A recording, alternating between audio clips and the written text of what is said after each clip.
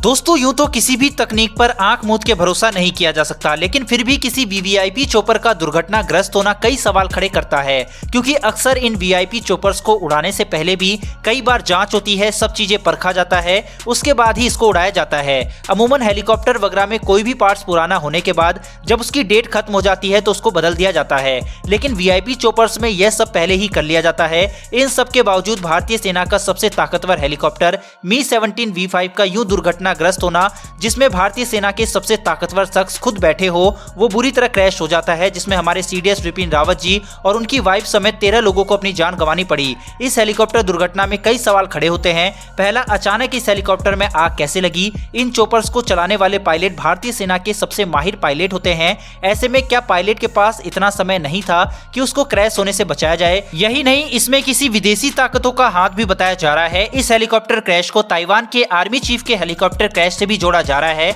और इसमें चीन की साजिश बताई जा रही है। ये सभी चीजें जांच के दायरे में है, इसलिए इस तरह की बातें और अफवाहें बिना जांच के नहीं करनी चाहिए। लेकिन दोस्तों, इन सवालों के जवाब को तलाशा कैसे जाएगा? तो इसके दो उपाय हैं। पहला तो इस दुर्घटना में जीवित बचे एकमात्र शख्स ग्रुप कैप्टन वरुण सिंह, जो अभी अस्पताल में है, वो खुद बताए कि उस दिन आखिर क्या हुआ था, कैसे हेलीकॉप्टर दुर्घटनाग्रस्त हुआ। दूसरा तरीका है हेलीकॉप्टर से रिकवर हुआ ब्लैक बॉक्स। फिलहाल सभी की नजर इसी ब्लैक बॉक्स पर टिकी हुई है। क्या है ये ब्लैक बॉक्स, कैसे इससे कारण पता लगाया जाएगा और क्यों आग और इतने भीषण क्रैश के बावजूद इसको कुछ नहीं होता? तो चलिए जानते हैं। कुन्नूर में क्रैश हुए Mi-17 हेलीकॉप्टर का ब्लैक बॉक्स मिल गया है और इसे सुरक्षित रखा गया है।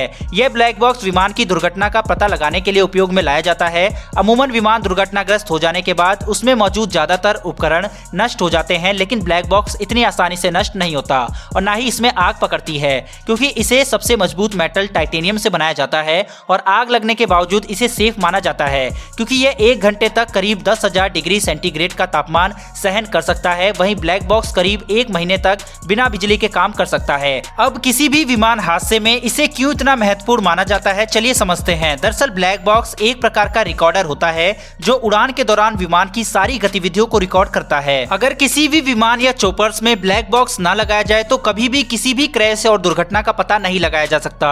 इस ब्लैक बॉक्स के अंदर भी 2 बॉक्स होते हैं, एक जो FDR जिसे फ्लाइट डाटा रिकॉर्डर भी कहते हैं, जबकि दूसरा बॉक्स कॉकपिट वॉइस रिकॉर्डर होता है। ये कॉकपिट के अंदर की बातें, इंजन की आवाज, इमरजेंसी अलार्म की आवाज आदि को रिकॉर्ड करता है।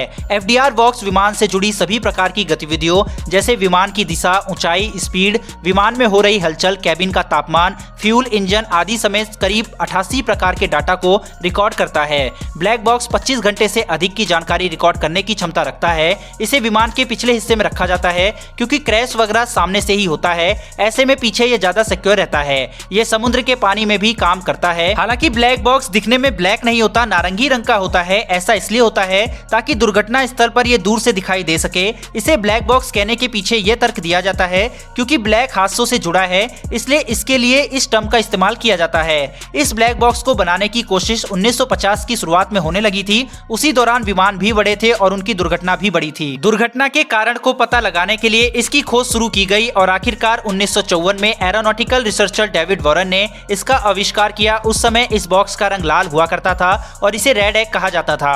विपिन रावत जी जिस हेलीकॉप्टर से सफर कर रहे थे, जो एडवांस हेलीकॉप्टर मी-17 V5 था, उसका ब्लैक बॉक्स प्राप्त कर लिया गया है, उसे खोज लिया गया है, यानी कि वो बरामद हो चुका है। अब उसके अंदर ऐसी कौन कौन से रहस्य दबे होंगे, सारी जानकारी होगी। उसके अंदर किस तरीके से वो सफर शुरू हुआ था, कैसे एक दुखद घटना अंजाम हुई थी, सब कुछ रिकॉर्ड होगा। सरकार वो सारी इंफॉर्मेशन पब्लिक करेगी, सार्वजनिक करेगी या नहीं, ये कहा नहीं जा सकता। वैसे आपके हिसाब से क्या ये जानकारी सरकार को सार्वजनिक करनी चाहिए या नहीं करनी चाहिए, हमें कमेंट करके जरूर बताएं। फिलहाल दोस्तों, इस वीडियो में इतना ही। फिर मिलेंगे एक और नई वीडियो के साथ। धन्यवाद। जय हिंद।